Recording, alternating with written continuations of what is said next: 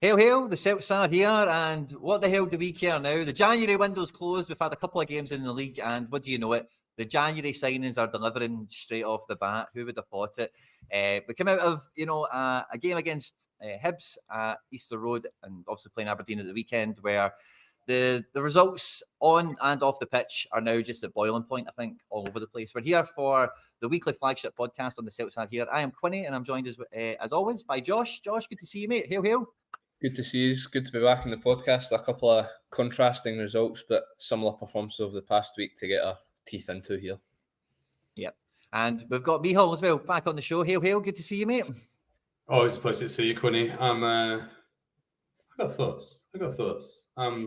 I've calmed down, put it that way, from yesterday morning my time when if we'd done the podcast then, it would have been unpublishable. So.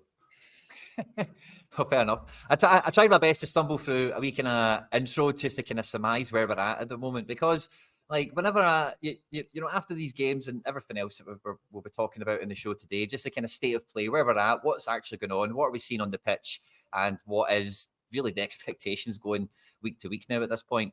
It is kind of hard to kind of sum up and kind of wrap it in a bow. Is it the business? We're now looking at the manager, we're looking at performances, we're looking at things on the pitch. So yeah, there's definitely going to be a lot to talk over, and it's one of those ones as well. We're recording the show a little bit later in the week, so we've got a wee bit more of a distance between the results, and had a bit of a chance to maybe chew it over. And like Miho was saying there, maybe just maybe take it a wee bit more bird's eye view approach kind of thing. I made the joke, and I tried to make the joke. Who knows if anyone laughed? It really caught my attention when I was listening to the post-match stuff after the Hibs game. Neil Lennon highlighting that it's the January signings that have got all the points for us so far since the close of the window, because internally somebody's patting himself on the back for that, Yeah, I'd calmed down, and now you've just got me. Neil Lennon thinks the January signs are great. I'm like, oh no, it's just rising back up with me again. Because somebody internally is patting himself on the back for that, Yeah, that's true. That's very true, actually. Neil Lennon will be happy that the team finally look as bad as they did when he was the manager. So I can see that. That's true. But in fairness, obviously, Idah was take nothing away for the boys. It was two really well taken penalties, and we've obviously had our struggles with penalties this season. So hats off to him for doing that. And yeah, I guess the point stands that 3 goals have scored since the January window's closed, and they've all been scored by our new signings, albeit one of them is a deflection and 2 of them have been penalties. But I'm sure the chief scouts, head of recruitment, your Mark Lawls of the world, will be taking a wee cigarette and obviously taking a wee step back maybe on their summer recruitment plan, because January's gone well. They're like, oh, we can leave that for a bit. Let's just have a wee chill and celebrate. But yes, good result against Hibs, but I don't know. Yeah, on the new goal scoring sensations. In fairness to Coon, right? He did at least make the shot for himself, right? Yeah. So I'll give him minor pass mark on that. But did anyone see it? I was counting this because I'm a nerd. Do you know what the XG was? Or the non-penalty XG when Kyogo and Palma came on Wednesday? Thursday morning my time, Wednesday night. Probably like 0.2 or something like that. It was half of that. Was it? 0.11. That was in the 70th minute. So obviously taking out the penalty, of which 0.4 had been a Scales header that went wide off a corner. So from open play, we had created literally nothing in 70 minutes of football against Hibs. And wow. Yeah. I mean, it looked like that, in fairness. If you were watching the game, that's exactly what it looked like as well. And I had some thoughts about this at the time, right? And I've seen other people on Twitter come out with them afterwards, but I like for the record to say that I have the WhatsApp records to say that I did think this at the time. I told my brother about it. But for all of the recruitment that we have done and the news, well, all that thereof, but the back four that we had, obviously you can't account for Johnson going off in the first 5 minutes, but Bernabei, Scales, Welsh, and Nawrocki. Austin. Nawrocki came on. Yeah. But Quinny, you're a coach, right? You know this stuff. The first bit of scoring goals is build-up play. And Hibs just went, you can have the ball. Don't worry about it. Because they knew that our worst 4 players were the ones who. I mean, there was a brilliant stat I saw about how often Scales passed to Welsh and Welsh passed to Scales. Yeah, it was like Exactly. Celtic completed something like over 200 passes in the game, like 270, 250, maybe something like that, and half of them were between Welsh and Scales. Yeah, so you know how every team attacks us by just bombing the ball on top of Greg Taylor? Mm. There was a time when every team defended us by going, "Hey, Dedrick, you just have the ball. Like, don't worry about it. We will just let you sit on the ball." And that's what they did. And it baffles me that, like, obviously you can't account for your right by getting injured. You can't account for your left by getting injured. You could sign another one, but we've already been through that. And what you can do is pick the guy who can pass, which is Narowski. And I'm sorry, Quinny, but Scales, he is in the team because there's nobody else. But if I'm the other team, I'm looking at him going, please, God, pick that kid because he's so slow and he doesn't play any expansive passing. And what they were afraid of, and maybe there's maybe something in it where Hibs are quite good on the break. They've got Martin Boyle, which we can come to my ephemera annoyed points from Thursday later on Martin Boyle. But it's not. I'm not angry at Martin Boyle. Australia's proud boy. But they must have been worried that they were going to get hit on the break, but they played so conservatively. And if you're playing 40 meters from the other team's goal with 11 players between them, you have to be willing to give the ball away from time to time. Otherwise, they just go, we'll just have it. And that's all Hibs had to do. We didn't ask any questions of him because we weren't. And I don't think this is Rodgers, or I don't think it's Rodgers specifically, that he's not saying, like, play penetrative passes, because even in the possession-based model, we had loads of possession, but there was just no bravery on the ball. Like, and I hate it when you see on Twitter when people go, gutless, spineless, blah, blah, blah. It's nonsense. It's never like teams try, football players try, but it's a very different thing being like Anthony Ralston throws himself at a tackle, which was actually what settled the penalty for the goal at the end. And people go, there's a player. But when he's got the ball, he plays it sideways, which is it's different to be brave and accepting failure than it is to put your body on the line. And we have a load of players, especially at the back, who don't play brave football. And God knows we had a manager last year who would have absolutely bollocked them. In fact, we can all remember them doing it. Was against Ross County at home, and you could hear him from the sideline and shouting, stop fucking around. Like, you've got to play confident forward passes. And I mean, I don't know if I'm a bit of a Narowski fanboy, as you'll know, but like, he plays that pass. Like, he would play that pass. And CCV, God love him, I don't know if he's the best passer in the world, but he'll play it. Like, and at the moment, I'm thinking Kobayashi would play that pass because, like, that's the sort of player that he was in Japan. Like, there are players in our team who would try and play that. Anyway, did I mention that I was upset? Yeah. I think that when they go, Mr. Burns, you requested an opening tirade. I think the defence definitely surprised me. The team that went out, seeing Welsh getting picked over Narowski, I thought was, I found that quite surprising. And like, I didn't see enough of I didn't see enough in the game to really make me think. Like, I know what you're saying in terms of like getting caught on the break and the pace and recovery and that kind of thing, but ultimately, when it comes to like attacking, like you're talking about, the most dangerous, is the goal mouth, is that goal face. Is the centre of the pitch is where you want to be going. And like you say, without those passes coming centrally from somewhere, we kind of are relying on centre backs to do it. Then everything just goes out wide, and then they put 3 guys around one winger or 3 guys around 2 guys out there. There's no space for them to move. Yeah. They go back inside to the defenders, and like you say, they're just connecting passes all day. And that's when it is. That's when it isn't brave, because the bravery is to go into the middle where the crowd is, find the man, and someone else then needs to be brave to take the ball in tight spaces and say, give it to me, take 1 or 2 touches. And I was saying in one of my post-match reaction videos on the channel, like, Kyogo needed to like rediscover what a 1-2 is, or a give and go. And there's little bits of that, I think, when he came on, for the penalty win. Certainly there was that, but there isn't any bravery to take the ball in the middle, in the goal face, and try and make something happen. You can obviously go out wide gives benefits and can also provide stuff for you, but if it's the only thing you do, then it's just Hibs could just set up to defend it for 90 minutes like they did, and so did Aberdeen, and so did Ross County, and so did Dundee. And it's just, that's when it isn't brave. It's like you're just showing up and just passing it left and passing it right. It's the easy option. It's the cop out option. Just keep playing it in between the back line rather than, like we say, play that risky pass. Take the initiative and get it. Try to break the lines, because it's just, when you're actually watching it, you want to be entertained when you're watching football. And I hate comparing it to like last season under Ange Postecoglou, but you look at the football that was played, the forward-thinking, entertaining Meehall. You talked about Ange going off his rocker when we were playing. I think it was something like Wraith Rovers at home in the Cup, and it was near Beaton who kept passing it back, and you just hear him shouting at the top of his lungs.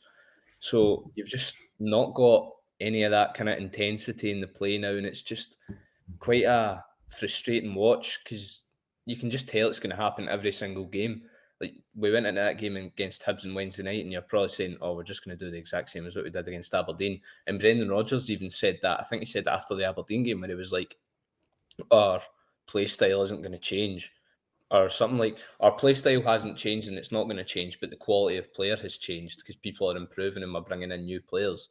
So if that style of play is not going to change and he's going to proceed with that between now and the end of the season, it is a concern. However, like we've said, we do have players in the squad who are willing to play those passes and who can do that, like Mike Nawrocki. I'm a big fan of him as well.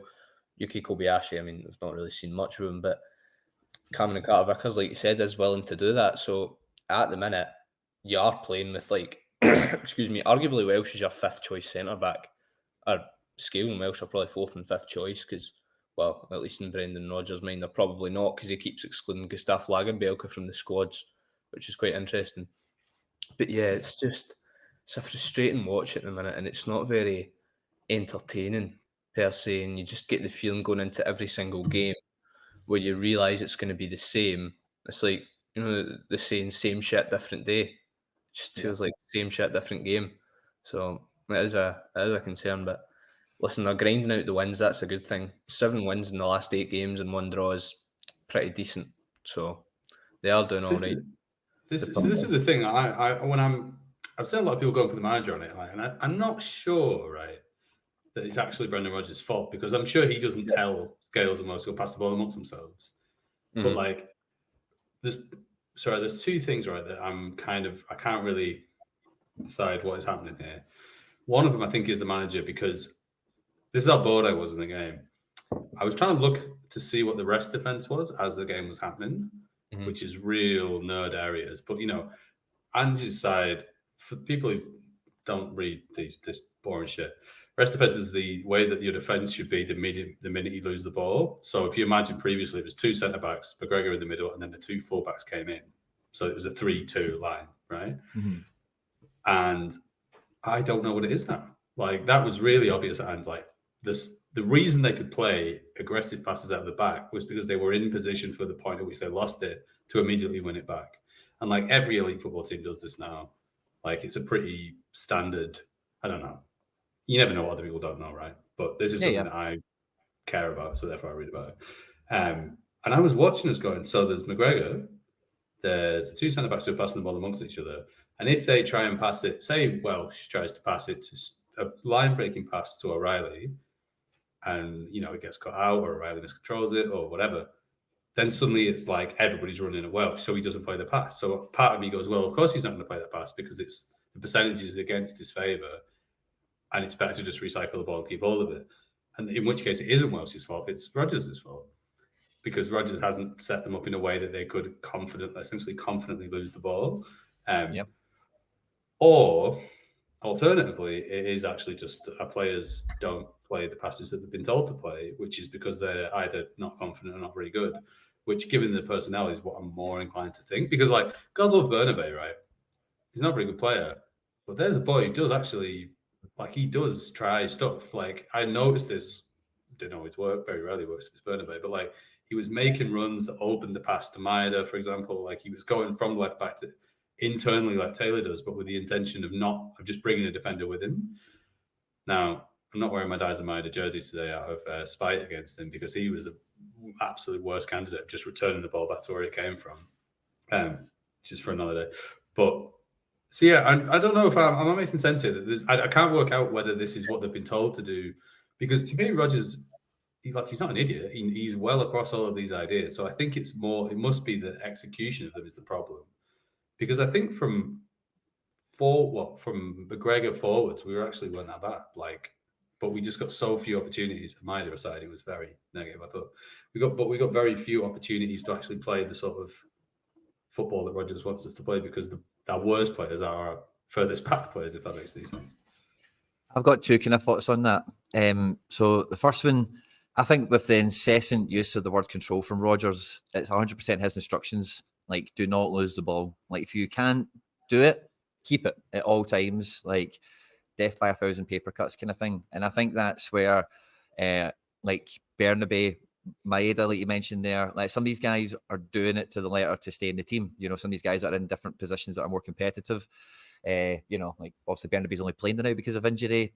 Maeda does have a lot of competition on the wings, although we think he probably beats that competition out most weeks. But the point still stands. If he doesn't do what the manager says, the manager's probably not going to pick him as often or for as long. And the second thing is like I'm firmly of the belief that Rodgers is like in this philosophy house of the same as like he fancies himself as a Pep more than anything else. I think we've maybe mentioned this before, but there's a great clip on YouTube you can find. You've maybe seen it before, but like it's Thierry Henry explaining Pep Guardiola's tactics to like Monday Night Football on Sky Sports. And basically the story goes like Pep does everything, sets you all up, but then once you get to the final 20 yards, you're on your own. Like, don't talk to me. You're the player. Like, I'll get you here. We'll build the team and we'll make sure we're this and we're that. And then final third, I'm the coach. It's not up to me. It's up to you kind of thing. And I get that when I look at this team, because it looks like they get set up, you know, quite well to go and attack. But the problem I've got quite often with the setup is like Bernardo and O'Reilly are on the last line of defense quite quickly, quite early. So then like that center space is just, there's nobody there. It feels like we're a man down all the time. So I think they get to the final third in this structure that they've been practicing and the coach is set up for them. And then when it's on them, there's no options because it's, you know, they're set up in a stupid way where they're all marked and there's no one dropping deep. There's no one rule breaking and making something happen unusual at some point in the match. So I think it's that. Do you think that's so in the AND system, you had the 5 across the front, which is why you ended up with your midfielder scoring so many goals. You know, you have the wingers that go in the middle and then the 2 8s that move forward. And it's almost as if they still do that, but the intention of the team is not the same. So there was nobody playing that pass now because it was all well and good to run through a few of the 8s because the fullbacks came in and therefore played. Whereas now it's like O'Reilly runs forward, Bernardo both runs forward, which is kind of what you want them to do. But then who's going to play the pass? And they just end up coming back and they're all stood in the line. I noticed that as well. And I just wonder if it's like a muscle memory or it's, you know, they're all saying, well, we need to get forward here. And also, when the other team plays so deep, like there is just nowhere to go. Like they can't run offside. And if they went much deeper, they'd be stood 30 yards from the goal with the ball going, there's 10 guys in front of me now. What do I do? So it is like, it's a pretty unique problem that we face. Like even Man City don't face 10 behind the ball the same way that we do every week. It's kind of where the bravery comes back into, but from maybe the players on the pitch, because it is that point of getting set up and then, like I just said a moment, like rule breaking a bit, like going, right, well, I'm just going to drop deep and I'm going to get the ball. That guy is going to come with me. And then you have a wee word with somebody. When he does that, we're on, you know? And then as soon as, like, the thing with Ange, that, you know, or the previous system, really, like, away from the systems and the shapes of it all, is that whole system is set up to make sure that the opposition has little to no time to think and adjust all the way through the match. And that buys you mistakes. And when our team makes mistakes, you're going to get opportunities. We don't get mistakes out of the opposition. You know, we are the ones with the ball all the time. And we are the ones that, you know, we are now dealing in mistakes. How many mistakes did we make in that match? It'll probably tell you how many goals we conceded, you know, and we are not. So there's a few things kind of at play there, I think. Do you think there's something in that like I've mentioned on this before, that I think Ange's system was designed to lose the ball? Like, there's I don't know if it's I can't remember who it was. It's a phrase which is the press is the 10, which is you don't need a number 10 because everybody's pressing together is the number 10. That's what creates transitions, right?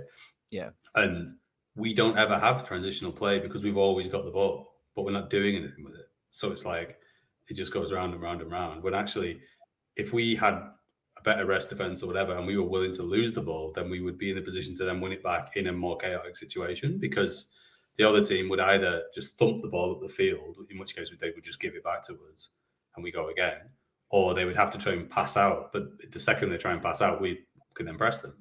And I feel like this is, I mean, it gets to the point of it, like, I think what our problem currently is that what you're talking about, the problem-solving aspect of it, our worst problem solvers are the ones with the most ball. And if we then had, if we had our best back four, for example, and we were missing more forwards, I think it would be less of a problem, because if we had CCV and Nawrocki, Johnson and Taylor, for example, and we didn't have, we said we had to play Yang and O up front, I think this team would work better. Like, we are currently missing, it's always a thing that people say in rugby league. I know what time are we in? I mentioned rugby league, but like you can lose players, to injury, for example, or suspension, whatever, as long as you don't lose them in the same position.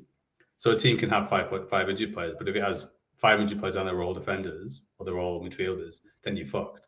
And we're kind of in that situation now, like where we played earlier in the year, we had 5 players injured, but they weren't all in the same position. And now we're in this situation where we have to play. We're down to guys who realistically wouldn't have played a single minute this year if we didn't have injuries. Like, how many minutes as Welsh?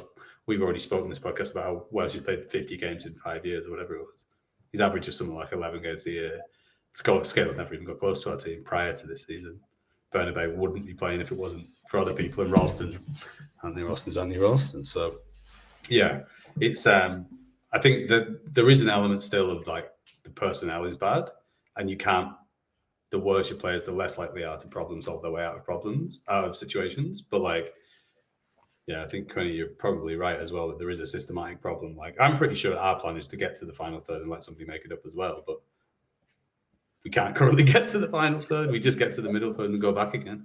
That's the issue, getting there. It's just we can't seem to, like, you think the amount of times you actually get forward into the Hibs final third on Wednesday night, and you actually got, even when we get there, like making that penetrative pass or getting in behind or creating a significant opportunity, like you said, an XG, whatever it was, 0.1 in 70 minutes of football is just, it absolutely reeks, to put it in a very Glaswegian way.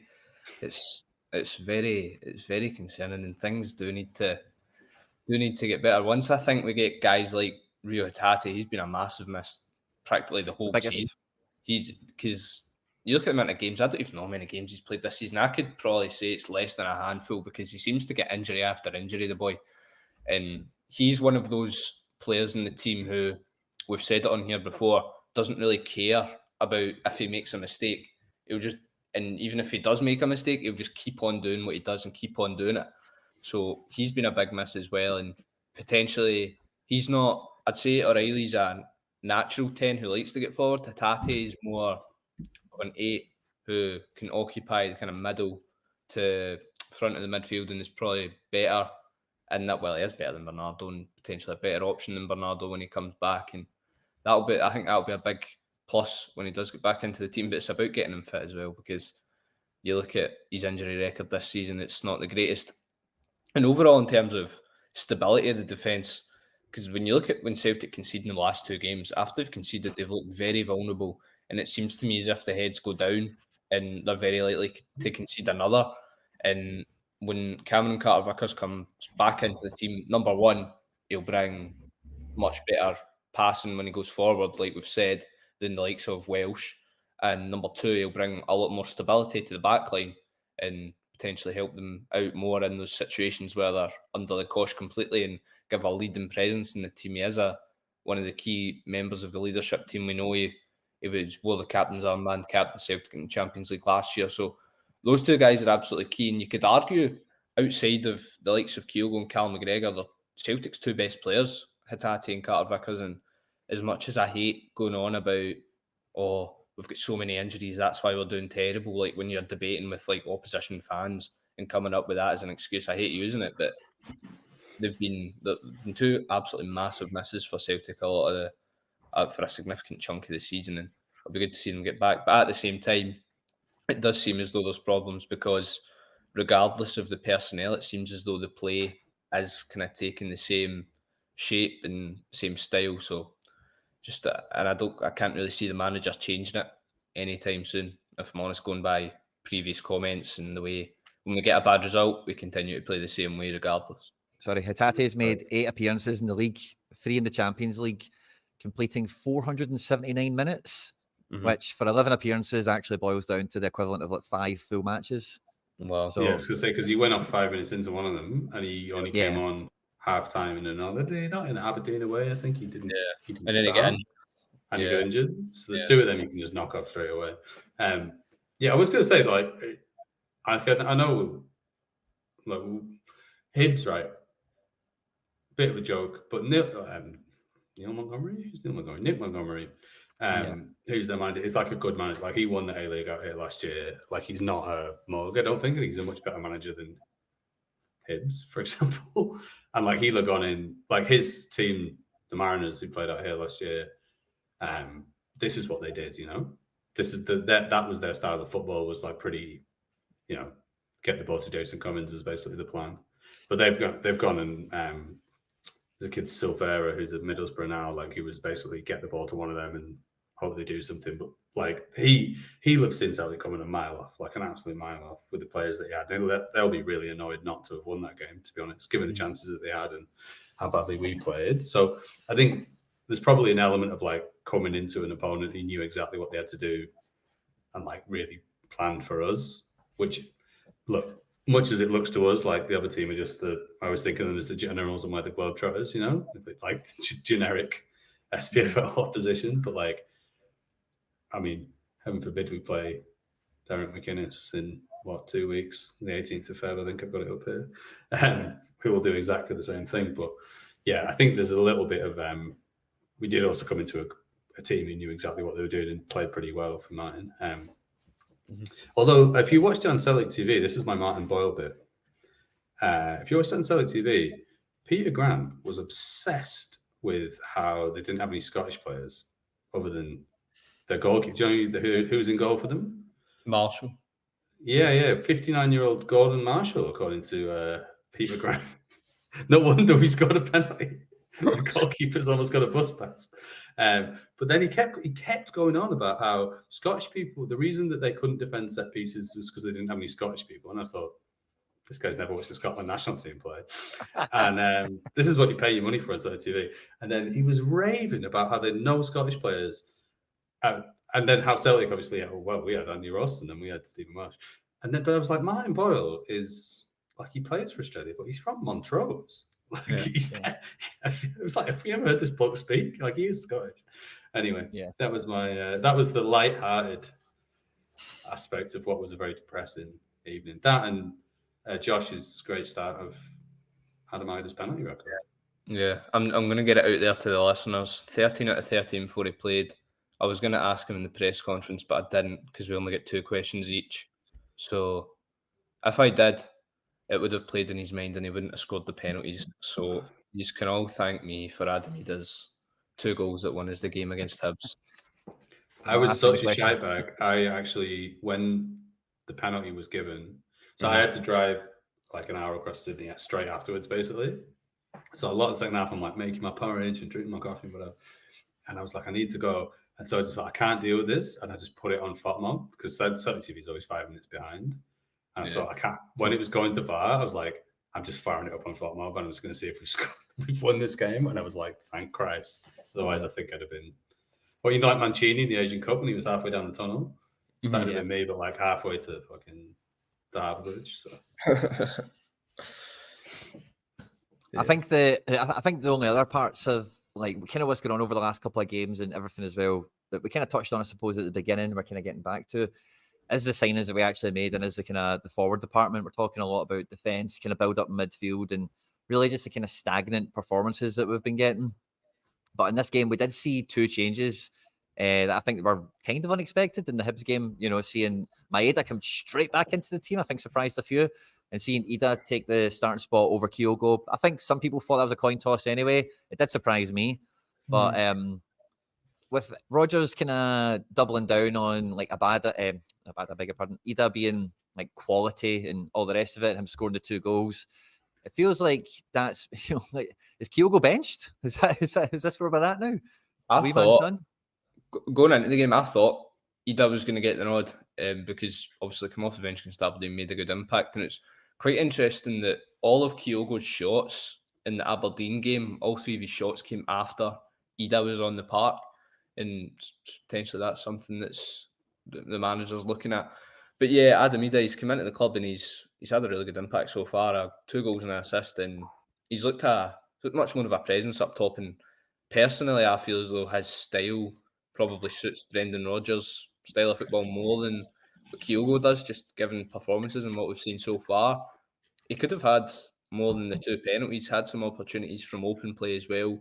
There's an instance in the second half where he pressed, I think it was Lewis Miller or Will Fish, one of the 2, and just wins the ball back quite high up the park and just lacks that bit of decision making to either cut it back or have a shot and goal at Gordon Marshall, Meehall.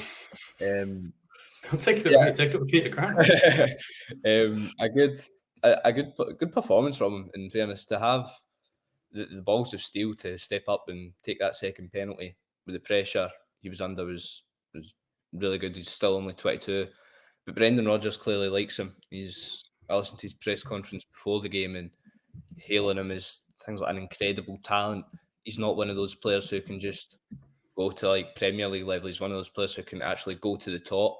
So he does like him, and hence why he's giving him the start. And I think now it's Adam Idah's jersey to lose. Obviously, you probably couldn't ask for better competition in Kyogo because we know what he's given Celtic over the past number of years. But yeah, it's good to have the dilemma up top, and I'm really liking what I'm seeing from Adam Idah so far. Can I push back on that slightly? Because as soon as I mentioned your penalties stat in one of my group chats, a slightly pessimistic friend of mine pointed out that Adam Idah, I've actually just gone and Google this, 19 career goals, which we can now say 15 of them are penalties. Yeah. Which, I mean, don't get me wrong, like... But the penalty stat, right, some of them were from youth games, so not like senior. Right. Some of them were from like Premier League 2, like Ireland Youth International, so it's not all like senior. It's not all his career. Still, he's not Tavernier, is what I'm trying to say. Yeah, unfortunately, he doesn't also play right back. But yeah, I'm less convinced of this. I actually thought, like, I don't know what Rodgers' thinking was, but my thinking was more that Kyogo's played a lot of football and just take him out, put him in, you know. So I wouldn't be surprised if it swapped back. But in terms of what Idah actually did on the field, like, he got away twice where he was actually offside. You know, when he just plays through and he missed, so we didn't ever go back and check. But he was, like, when he hit the bar, for example, he was offside. Like, so they'll go down in the book as something that he did, but it wouldn't have counted if it had gone in. And this is a particularly the one. Was it when he hit the bar? Anyway, one of them where Maeda got in, crossed it, and he either missed it. And I thought Kyogo wouldn't have been offside there. My first thought was, like, his movement is way better. He wouldn't have been offside. Yeah, look, I don't think he's as good as Kyogo, and my general theory is pick your best players. But I like that he's done enough, even in his short, 120 minutes, 140 minutes of football that he's played for us. The fact that we can have a discussion about it says he's doing something. And we also get Oback this weekend. And Yay. Yangs. Got the Jordan. Yeah. I've not wanted Jordan to win this badly since I'm a Celebrity, Get Me Out of Here 2007. It was more Japan. We needed back sooner rather than later. You know, I don't think many fans are climbing up the walls waiting for Yang to come back. But so I did think about that XG stat. If Palma had started, it would have been about 0.14, but 3 of them would have been Palma shooting from absolutely miles out on 0.01 shots. But yeah, I think what we might have learned there is that Maeda, if you don't have the Greg Taylor style passer in behind, then you're asking Maeda to run past somebody or make an incisive pass, and that's totally not his game. So I think he either has to play on the right-hand side or somebody plays inside to pass that, because Bernabei and Maeda was a pretty dreadful combination. And I actually thought Lewis Palma looked pretty good when he came on. And, like, God love him, that man is not... he's brave. He almost to a fault does that boy try passes and try stuff. Doesn't come off a lot of the time, but I think he's tries a lot of shots. He tries He tries a a lot. lot of He likes shots. Yeah. He likes shooting. He's really fond of shooting. Anywhere within 25 yards, he's really thinking about. If it's not a shot, it's a cross. It kind of looks like a shot. You know. Yeah. Did you think it was weird that he didn't start Palma? Like, you never know with these things. Palma might have been feeling sick or something like that, you know. But you get the 6'3" striker, and then you combine him with the guy who can't cross. Whereas the best crosses, if you remember last year when Maeda would, I know I'm harking back to this, but Maeda and Harry Kewell had this thing going where Maeda was clearly being coached to just wrap it across the face of the goal. He wasn't trying to pick anybody out. It was like, if you just twat it, Kyogo will sort the rest of it. And so I thought that was a bit strange. Like, you pick a guy who's got a great cross and a guy who's a 6'3" striker, you think you would put them at the same time, but we never seem to consider that at all. Especially when I don't want to go all Rangers away at Livingston here and put in 75 crosses, but some crosses would have been all right, I think. I was going to say, kind of in line, I think, with something Josh had said earlier, and obviously yourself now, but like when Kyogo comes into this game, it was when you mentioned Kyogo's most amount of shots was when him and Idah were on the pitch. Again, in the Hibs game, when Kyogo comes on, Idah stays on, and it's more of a kind of 4-4-2 type of shape that he's trying to push. Yeah. And I did think seeing Maeda starting next to Idah was unusual. Like, if you've got Maeda and Kyogo, and you've got Palma and Idah, I don't know how he gets the combination of Maeda and Idah to start. Swapped them around, yeah. If you get me, if you're starting Maeda, Kyogo needs his pal. You know, Kyogo needs a bit of that. And this Kuhn guy, if he's going to be starting as well, he can play a bit of that game too.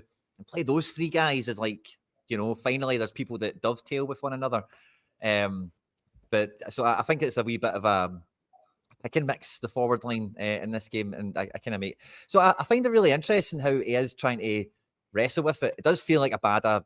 Like over the last two appearances, like his head's gone, isn't it? He's just he's just not real. I don't know what it is. I can't really put more words to it. I nearly threw the laptop through the window, and there was a couple of Maeda ones where but there was one right at the end where Idah, and I was just like, you know, when you just like make that sort of noise, and my dog got up and walked off. Like, that was Bada's head's not in it at the minute. I can understand why, from like a personal point of view for him. Like, considering what the Celtic fans' views are and what his views are, like, it's only natural he's going to have some sort of disagreement with that and take it home. But if your head's not in it, it's probably better just to say to the manager and sort a January transfer exit rather than stay. But at the same time, then you could argue that Brendan Rodgers has said we need the numbers and I want you to still be here and you are quality, you're quality, son. And that was a honking impression, but you can just imagine him saying that. I don't think it's possible to do a honking impression of Brendan Rodgers. They all sound like they all kind of sound like, you know, North of Ireland Kermit the Frog. So taking him took him out for dinner or a wee bite to eat, as Brendan put it at the beginning of the season when the kind of Israel-Palestine stuff started, and kind of trying to calm him down. Obviously, it's just got worse for the wee man. And when I've heard people saying, I don't know if it's true because I wasn't at Easter Road or Pittodrie, but he just went right up the tunnel after the games and not celebrating with the players after it. So it's quite interesting, as are his performances. Like you said, Meehall, just hopeless, some of them, just doing really offering nothing. Do you not think though, if he doesn't score, he never offers anything? Like, that's all he ever does is score. If he's not scoring or flashing a first time cross across goal, he's not really offering much. That's a fair point. But that's like, I wouldn't say that's something that's new. I think that's happened. Yeah. As long as he's played for us, and it'll take. You don't want to be all like, you don't end up going, well, I just needs one to go in off his arse here. But like, if he scores, he's done something useful, and if he doesn't score, he's done absolutely nothing. But I don't think that's geopolitical. I think, or imagine your country has a horrible day like that, and then suddenly you have to go for dinner with Brendan Rodgers afterwards. Like, could it get any worse? But I'd be really harsh on him. But yeah, no, I think that's part of the course of the battle. Like, if he doesn't score, he doesn't do anything. So that's why he's playing Celtic and he's not playing somebody better than us. Like, I don't think it's. And I think Kuhn has. It's hard to say if he's better at the moment because we've not seen enough of him. But like, I've seen enough to think that he can do more than just score goals, which is what Idah does. Like, he was really like, he got rubbish service all of the Hibs game. Like, he was just getting the ball passed to him with 3 blokes around him. And it's like, well, what do you want me to do with this? But like, I think you could give him points in the Aberdeen game for like the hustle of generating his own chance, of, you know, running at people, making chaos happen, which is kind of what you want. And yeah, I'd be confident that he could do more than just score goals, which is really all that Abad has ever done. Yeah, I wasn't impressed with Kuhn during the week, but like you said, just the service he was getting wasn't very much. Against Aberdeen, he was really good. He came on, made a really good impact in the game, quite effective, like you said. He was one of the few players who were actually willing to cut inside, take on their man, and try and make something happen, obviously combined with Idah for the goal. So excited to see what he can continually bring. And like you said, he gets the ball with 3 guys around him, it's impossible. My dad was getting raging at Nicholas Kuhn, and he doesn't think he's good enough now because my dad's expecting him to beat 3 guys. My dad's like, once you beat 1 guy, just beat the next. I'm like, he's not Lionel Messi, even though he kind of left foot cutting inside from the right could mirror him in some sense. But just take time for Nicholas Kuhn to still bed in. Rodgers has said he had kind of sickness issues at the start. Obviously, hadn't played games for a while, a couple of wee knocks here and there. So kind of for him, it's probably gaining that consistency now, starting at the weekend, starting midweek, potentially starting again at the weekend, because I can't really see him playing Leila Bada from the start again after his performance during the week. So yeah, just for him, I think it's the consistency for Kuhn, and he certainly can offer a lot to the team because he is a quality player. We were singing his praises when he initially signed, obviously his track record before he joined. So he's got that goal. It's good to be off the mark. Both new signings, good for them to be off the mark now. It's obviously when you're an attacking player and you join a new club, scoring that first goal can be a bit of a duck if it keeps going on. And it's good that they both broke that early doors. So hopefully Kuhn can now kick on and do well. Are you already counting out the newly rejuvenated Yang? Played in both the careers. That's true. When the going got tough, they called on Yang. Mm. So maybe this is the renaissance that we've been waiting for. Maybe Although Yang, mysteriously they stopped playing out. Maybe Yang replaces Abada in terms of like squad position. I thought you were going to say in terms of public hate figure, but all right. I don't know if there's any public hate for Abada. I think everyone's kind of on board with him. No, he does seem to have head's gone. He's thrown the towel in a little bit.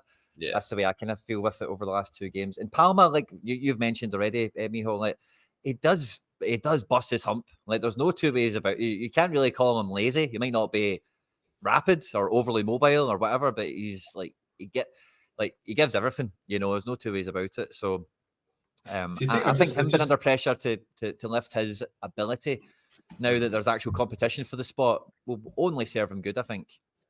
Do you think, just this occurred to me, I thought of this yesterday, right? It's just come back to me right now, so sorry for interrupting, but do you think that the reason that he played Maeda was because he's got Bernabei?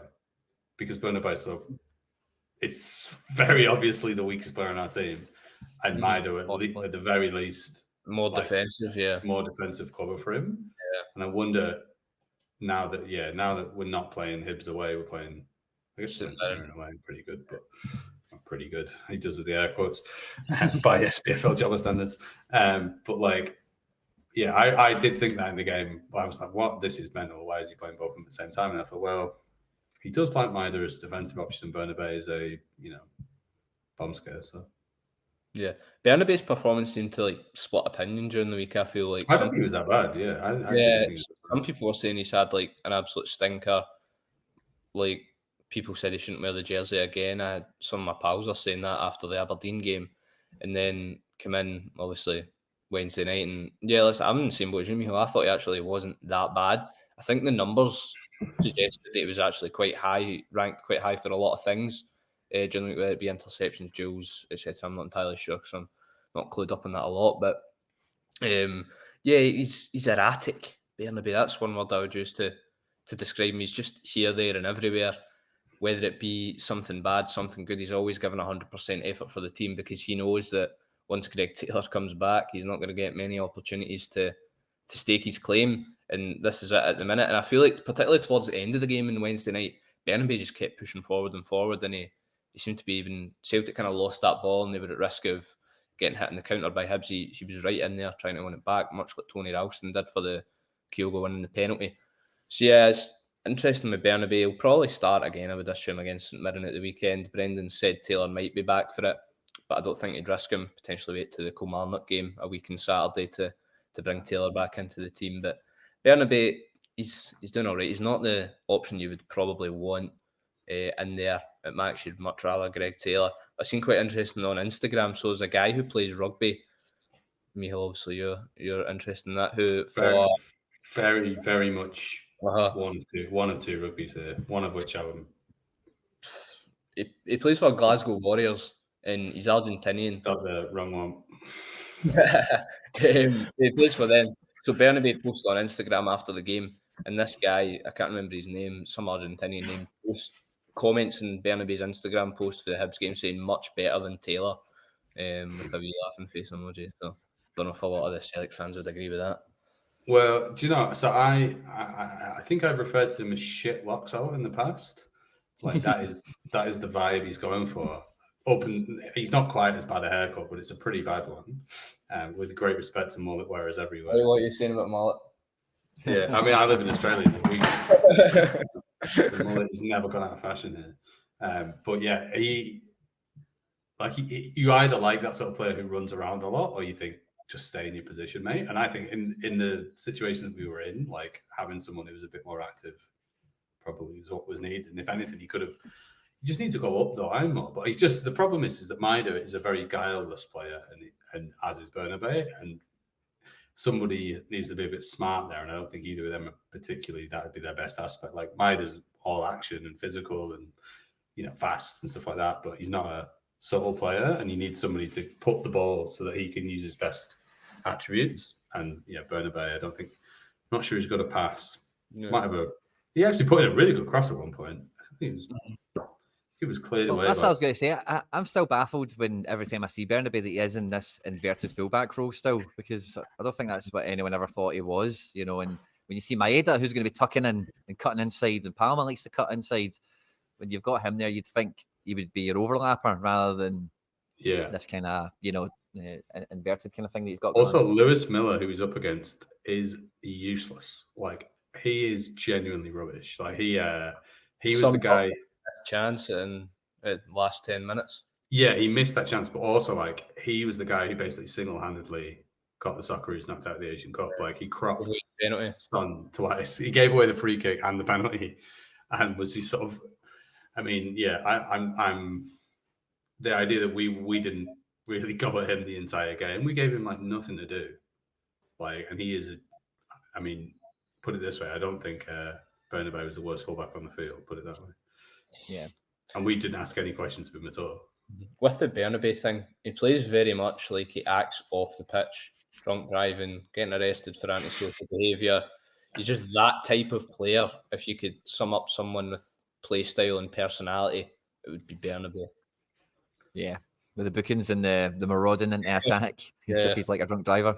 I reckon when he got arrested for drunk driving, he did that look at the ref like, hands in the air. Me? I did. What about the guy in the heat? That wasn't me. So I think it was. No.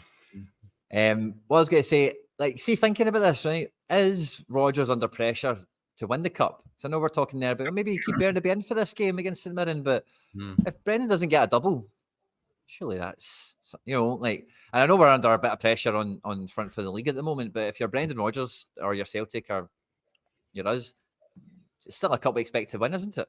Yeah, I think the start of the season, a lot of people are chatting about a treble again, and rightly so, given the season we just had, and obviously the cup didn't go as didn't go as planned. So obviously the Scottish is something you want to win. Obviously we're in a decent round of the competition now. You win this, I think it's into the quarters after this round. So a tough tie though. St Mirren, listen, we've seen the form they've been on. I don't think Quan will be able to play this one, obviously, because he's on loan from us, but he's been doing really well there.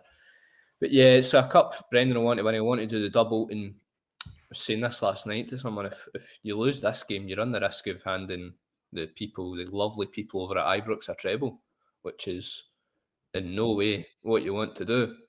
So you want to just keep going the Scottish Cup, and it could be the defining moment between a really decently successful season, given the performances and what's been going on at the club, a double and potentially just winning the league or not winning anything at all. So you want to go out and get that trophy, because that's what Celtic's built off, innit? Winning trophies. So you want to win the Scottish and get a double.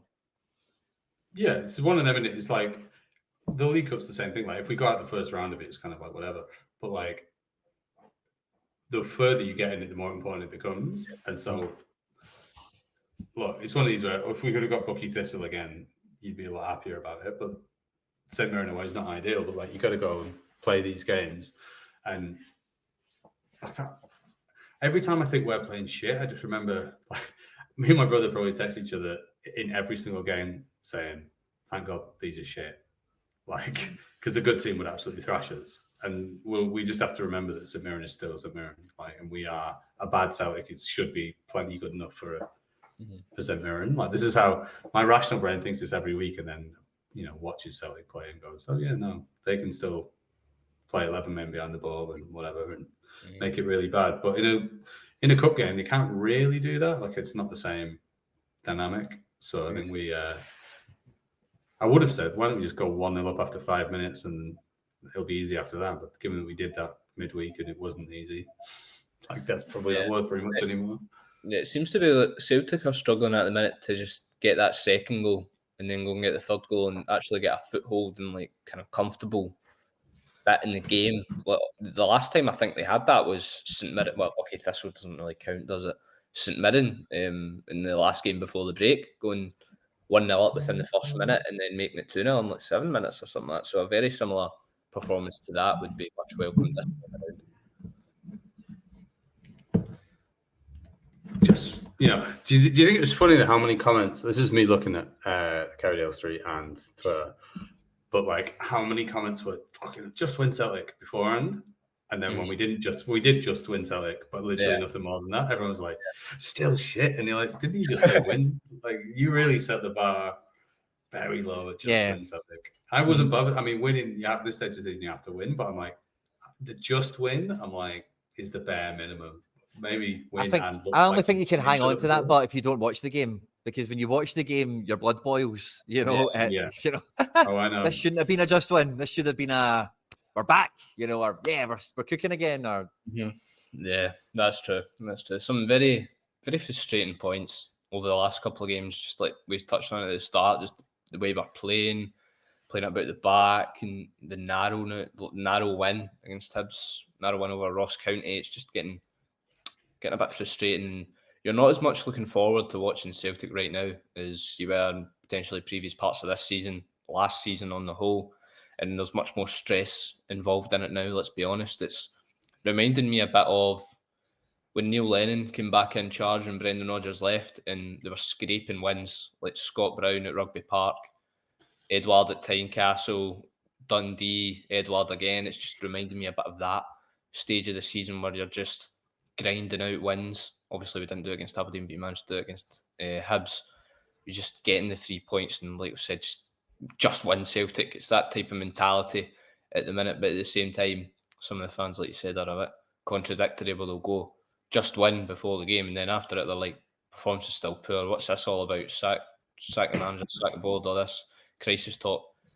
So, football fans are fickle. You always say that, and I'm sure all of us are probably included in that bracket at some point or another, but we just have to keep backing the team and keep backing the manager until the end of the season. Thanks for bringing up Neil Lennon's second time. Yeah, you're very welcome. To be fair, the second half of his full season, the 1920 season, just before COVID, we had a star-studded team. We were balling out. What a 6 weeks they were before the entire world. They were brilliant. 6 weeks watching Celtic. Amazing. They were, what a heady time. I remember, do you remember Clyde away? Patrick Klimala scored. Is it not Bio? I thought it was Bio. No, Klimala missed. I actually missed the goal because I watched the first half in the pub in Amsterdam, and it was so windy that the TV signal went, so I had to go home. The whole TV broke. There you go. That's my memory of that particular period. But it's interesting, isn't it? When you think of like how many clubs in the world would say that a winning 7 out of 8 and drawing the other one is considered crisis.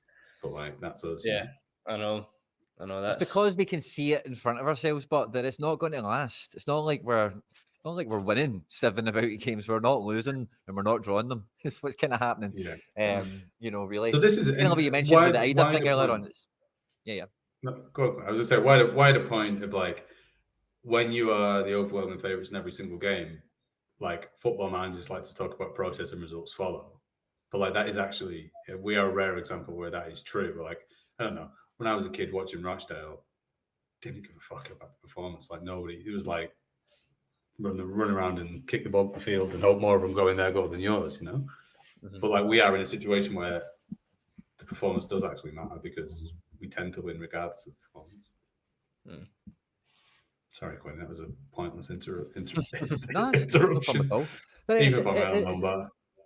it's not just that, but it's like, the way we're just about winning the now, is, we can't last forever, winning by, bringing, the Dundee one is one that always sticks out in my mind when this kind of topic comes up because it looks like 3-0 away and you just glance at it, you think, oh yeah, we got a good result there.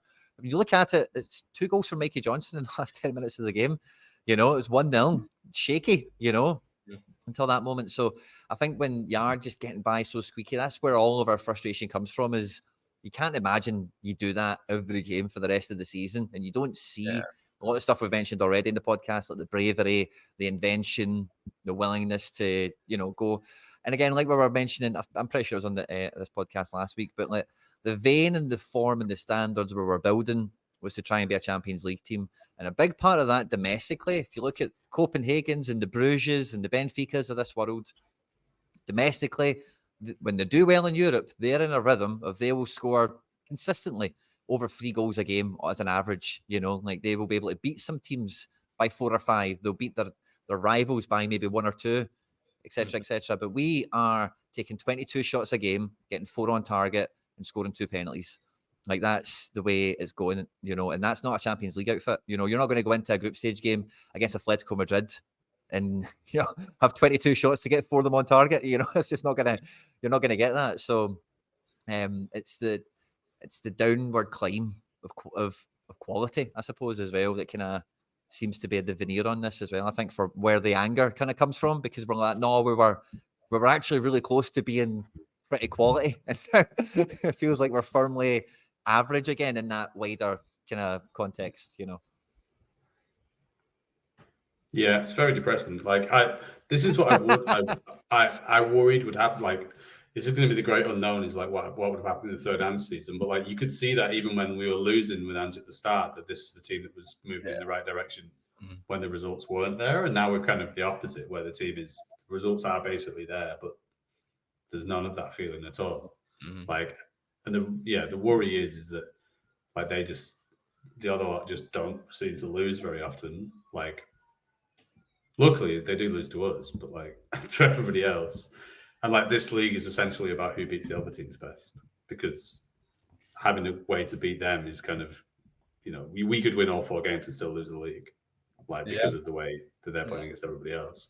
But I think there is like this is a relatively tough trot for us. Now we've got these 2 games just gone, plus we'll have Hearts and Livingston away coming up.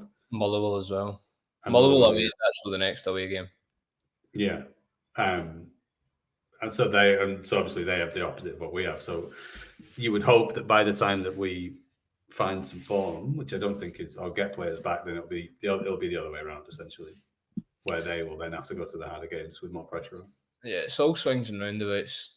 Good thing for Celtic is 2 out of the next 3 league games are at home to Kilmarnock and Dundee, and obviously Motherwell away is sandwiched in between them. So that's a good thing, because obviously the run of fixtures recently hasn't really been kind. Having Aberdeen away and Hibs away back-to-backs, probably 2 of the toughest away games in the league, bar Ibrox, let's be honest. Tynecastle's a third, and I think Wednesday night as well, it's potentially a big mental block for Brendan Rodgers to win at Easter Road, because going into the game, obviously never won there, and that was potentially summed up. I've never really seen him very often after a game celebrate in front of the Celtic fans in the way he did, like a bit of grit in his celebration, a bit of passion in it. You rarely really see that from him. And I think that's kind of testament to the way things are going at the minute, just getting over the line, and we're in a title race. He knows we're in a title race. Everyone does, and just need to keep winning those games. Just win, Celtic. Just win. Just win. If we win every game between now and the end of the season, and Celtic are absolutely rubbish, but we win every game and we win the league, it will be the funniest league title win ever. I know I don't want to be like me and Quinny. I remember the 90s, but not we're not the full 40-year-olds. But that is what you described there as Rangers 9 in a row. It's just win every week. That's not always being brilliant. And Tommy Burns season. Aye, heartbreak indeed. So, Scottish Cup. We think we get a win against St Mirren. We think we get through the next round. 3-1 Celtic. I always say it. I'm just going to say that every week. We stick with 3-0. Yeah, I'll go 3-1. No, 3-1. 3-1. I said I'm going to go with. I said 3-0 at Pittodrie last week, so I'm going to be a bit more realistic and go with a 2-1 Celtic win here. I think this is extra time if this happens, and it's not a replay situation, is it? It's I not a think replay. the last round of the Scottish took replays, so I don't know if this round will be extra. I don't know actually. So that's a good thing to look up. Is there extra time in the Scottish? I think. I hope. Do you know what it'll do? It'll guarantee what Celtic TV will do is that because for some reason they post the videos as first half, second half, and this is the middle of the night kickoff for me. So I'll get up on Monday morning at 6 a.m. to watch this, and they'll go first half, second half, first half extra time, second half extra time, and then it'll come up on the screen. Our match recently finished. Did you want to see spoilers? Which is what it does every single fucking week. To the point where I was looking the whole Aberdeen game. I'm looking at knowing that the post-match interview is Nicholas Kearney, going, well, they wouldn't have put him up if we'd lost. Like, how hard would that be? It's only his second game, and it fucks in my head. So there is extra time. There's no replays, so it could go to extra time, which is probably the last thing Celtic want. But that's what'll happen. They've got a week's break after it, which is positive. A week to work on taking the more risky passes and not continually playing it in between the centre halves. That's an interesting way of describing get Cameron Carter-Vickers fit. Get Vickers and Hatate fit. Yep. Do we know what? Have we heard from Hatate? I know, Hatate is like the longer one. Vickers was like 3 weeks, something like that when he initially. Yeah, I he could have played like he could play on. And then on the 2nd of February, they said Rio would be out for 5 to 6 weeks. Yeah, there you go. Right, so he's mid-March. We play Rangers on the 7th of April, is it? Yeah, my 19th birthday. Cannot wait. What I always struggle with trying to diary mark injuries like that is, so I wrote down when they said it, but is that from when they say it, or is that from when he got injured? It's a 5 to 6 week recovery. Can we just go back? Your 19th birthday. Yeah, we play Rangers on my 19th. Quinny, do you remember what you did on your 19th birthday? I think I went to see Celtic versus Rangers, actually. I think, I don't know if it was my 19th, but my birthday's St Patrick's Day, so it's normally used to be like the League Cup final used to be around that kind of time of the year. Would that have been the Jelic 2-1 game? That was a St Patrick's Day game. The League Cup final. No, it wasn't a Jelic game. I was at a game when it was Conterman that scored in Arveladze in Hartson. We lost 2-1. And I thought, that's not a good omen. I didn't go back to Hampden for a while after that. But because I was in my 19th birthday, I was living in Leeds, and there was a OG supporters club, Wilmington Leeds. There was a pub called Maguire's, and they were going to shut down, and they kept it open because if they stayed open an extra week, they got St Patrick's Day and then the League Cup final, which we ultimately lost. The one where Jelic scored, Joe Ledley scored for us, but I don't guess that was St Patrick's Day. I know. I think the one I'm thinking of, I may have been 17 or 16 rather than 19. But yeah. So are you going to go to the game for your birthday, Josh? It's at Ibrox, so I heavily doubt it. Ooh. You'll be on the drink. You'll be on the drink from 11 o'clock in the morning.